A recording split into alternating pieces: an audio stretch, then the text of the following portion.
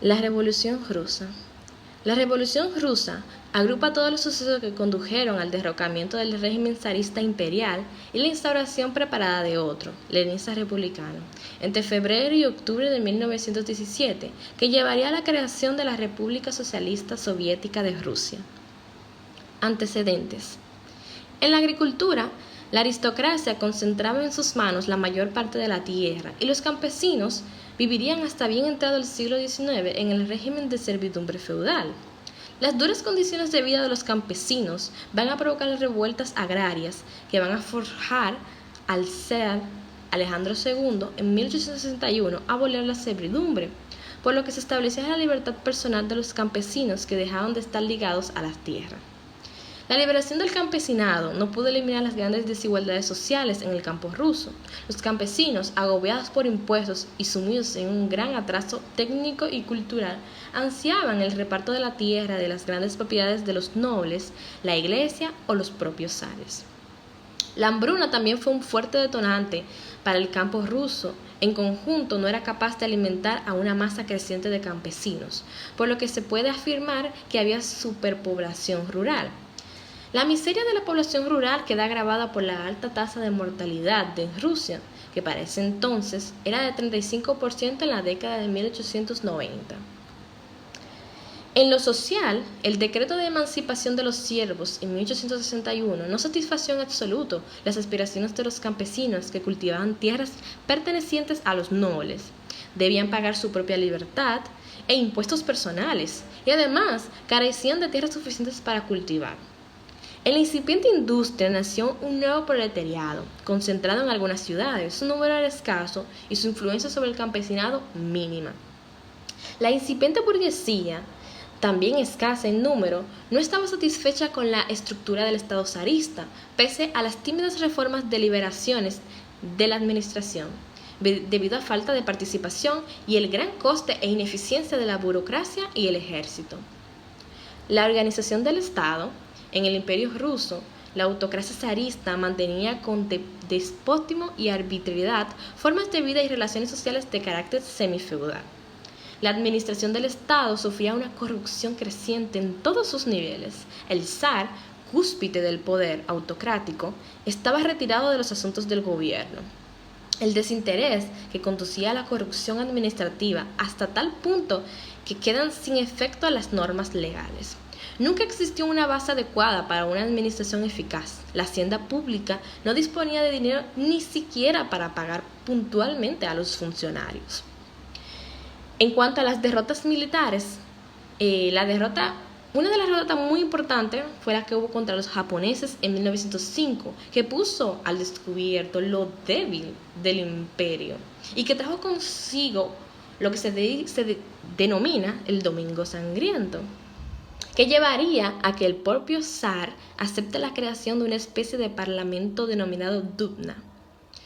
Luego llega la Primera Guerra Mundial y Rusia, viéndose en una crisis financiera, se incluye en el conflicto, lo que empeora la situación y desató una crisis económica y social que se tradujo en una hambruna, escasez de mercancías y un colapso de la estructura del Estado, lo cual condujo a ciertos primeros niveles de organización popular autónoma. Hablemos ahora de los orígenes de la revolución.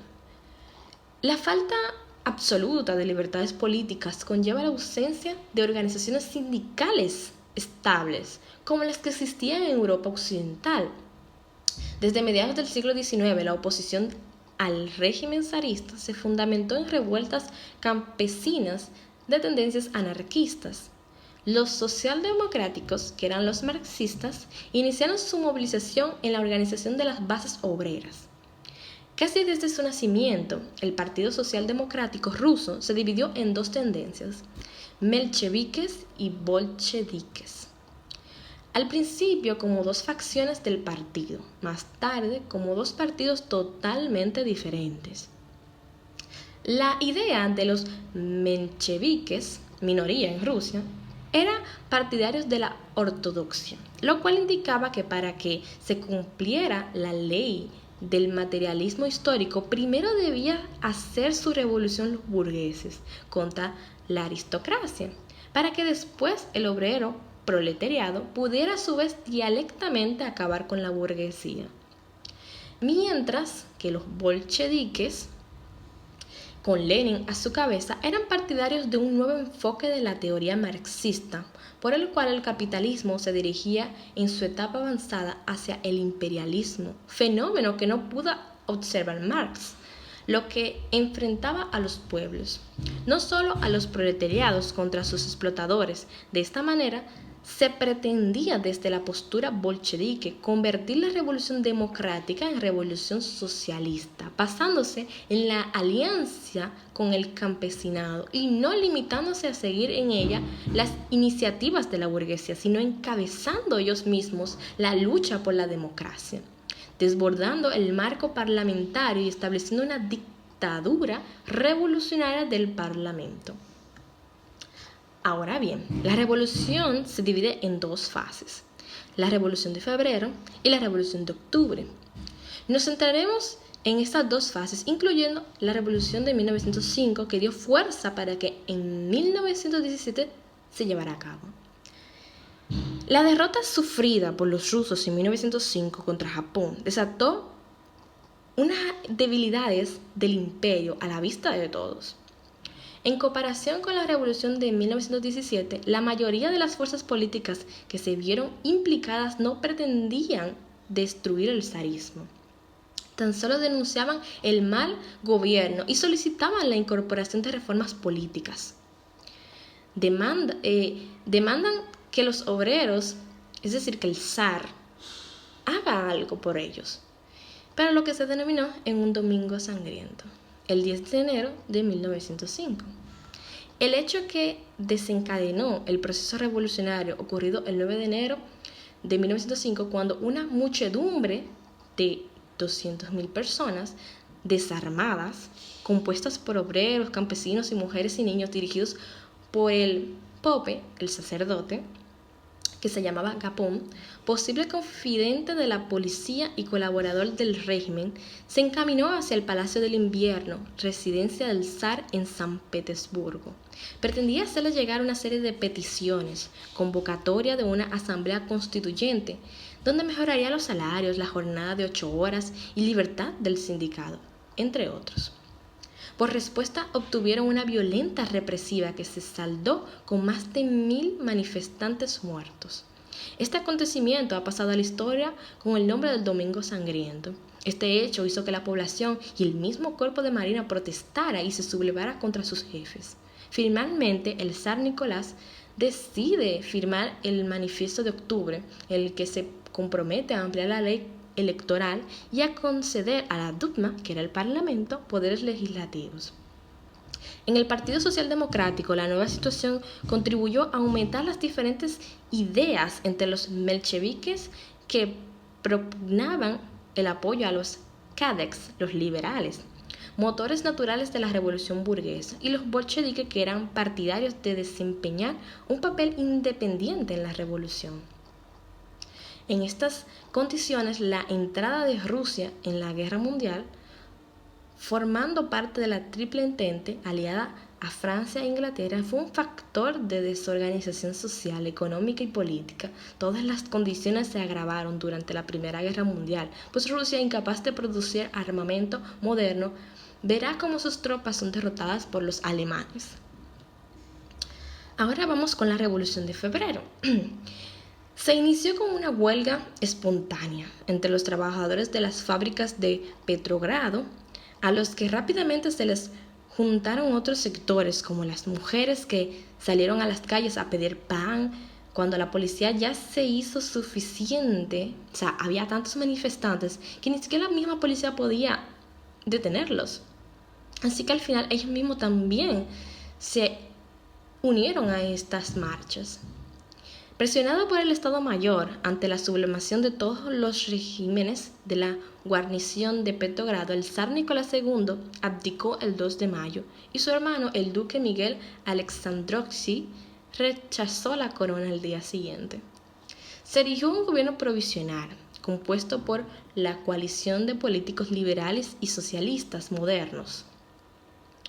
A lo largo de 5 distintos gabinetes que fracasaron en su intento de contener la desastrosa situación del pueblo ruso y continuar con los esfuerzos de guerra al mismo tiempo, su comité era gobernado hasta la elección democrática de una asamblea constituyente a finales de 1917.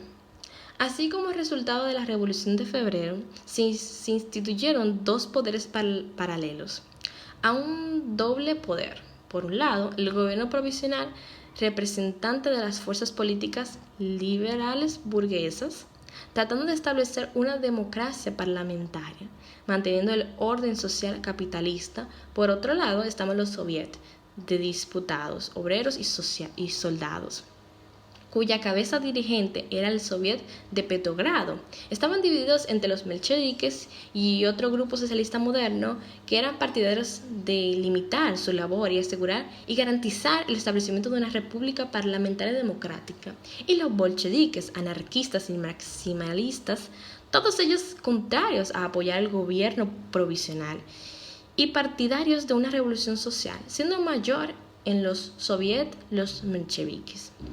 Ante la demora en la aplicación de las reformas que el pueblo ruso exigía, el ala más radical de los revolucionarios, el partido bolchevique, ganó partidarios a ritmo acelerado hacia el año 1917, sentando las bases para la Revolución de Octubre.